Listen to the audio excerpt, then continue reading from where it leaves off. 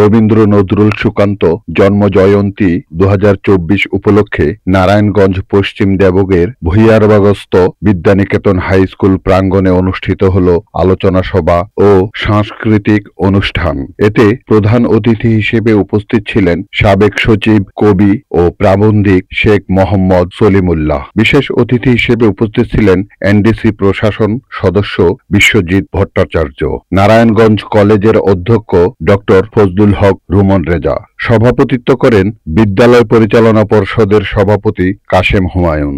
8 June বিকেলে অনুষ্ঠিত রবীন্দ্র নজরুল সুকান্ত জন্মজয়ন্তী উৎসব 2024-এ বিদ্যানিকেতন হাই স্কুলের শিক্ষার্থীরা আবৃত্তি, গান ও নৃত্য পরিবেশন করে।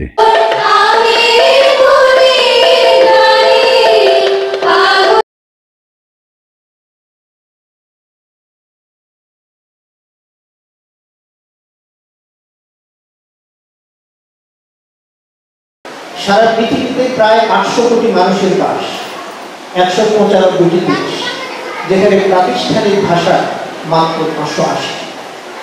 তার মধ্যে বাংলা একটি ভাষা, যে ভাষা নিয়ে আমরা গর্ব করি, যে ভাষার জন্য আমরা যুদ্ধ করেছি, রক্ত দিয়েছি। আজকে তার হাত ধরে সারা বিশ্ব আমাদের এই ভাষা দিবস পালন করে, আন্তর্জাতিক মাতৃভাষা দিবস। তার পুষ্টিবদ্ধ হাত উত্তরিত উদ্ভাসিত